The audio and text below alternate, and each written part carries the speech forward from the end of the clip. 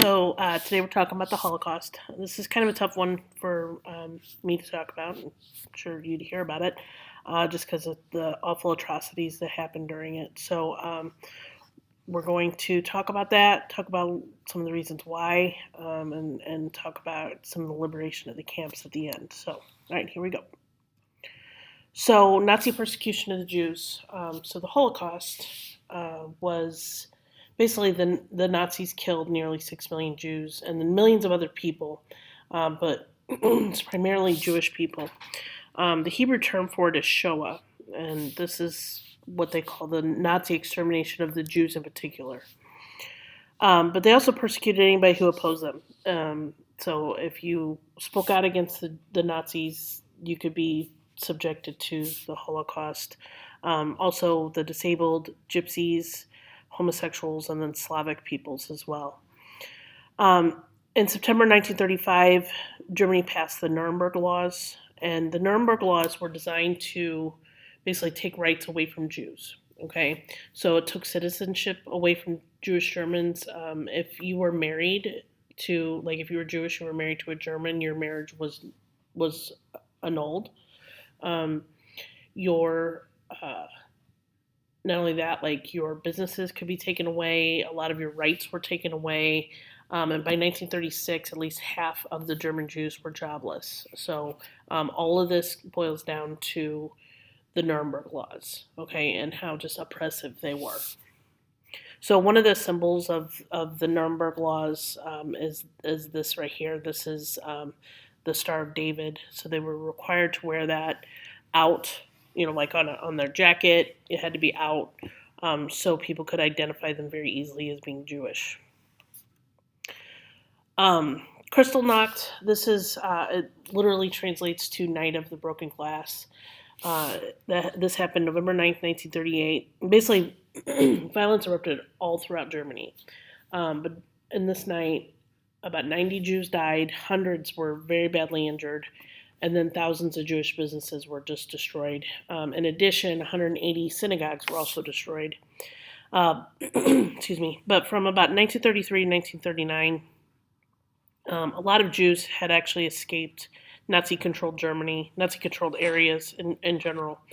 About 350,000 escaped. Many of them, if they were lucky, got to the U.S., where they were safe, obviously, in the U.S. But millions remained trapped in Europe, even in Nazi-occupied territories, because they couldn't get visas to get to the U.S. or to other countries.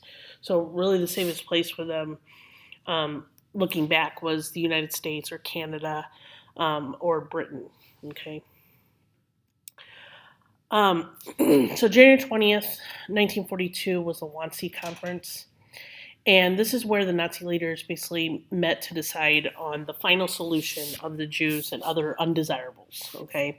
So the mastermind of this final solution is this guy right here. His name is Reinhard Heydrich.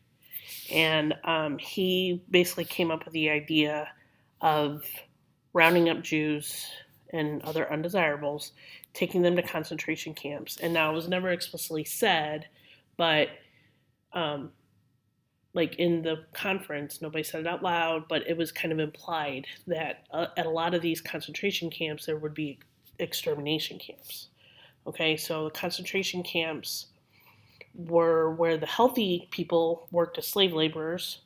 But if you couldn't work, if you were sick, if you were elderly, you're a young child, you were often sent to extermination camps because you're not useful anymore. So they would kill you in large gas chambers or other various ways.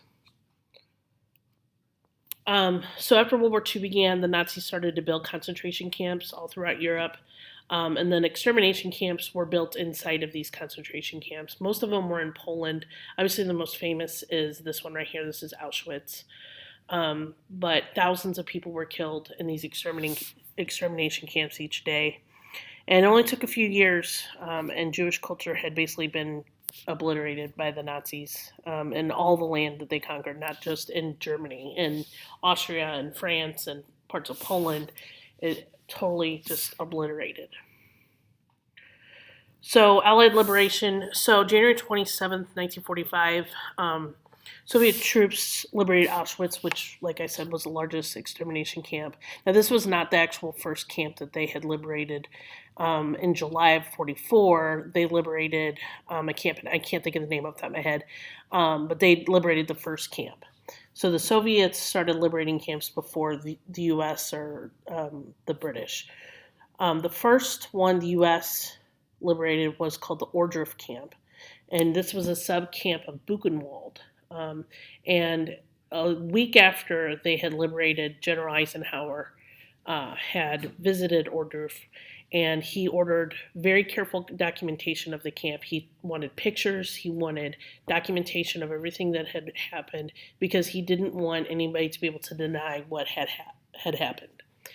Now, seeing these camps really opened the eyes of the soldiers to the atrocities of the Nazis. It wasn't just all about war, it was about the Holocaust as well.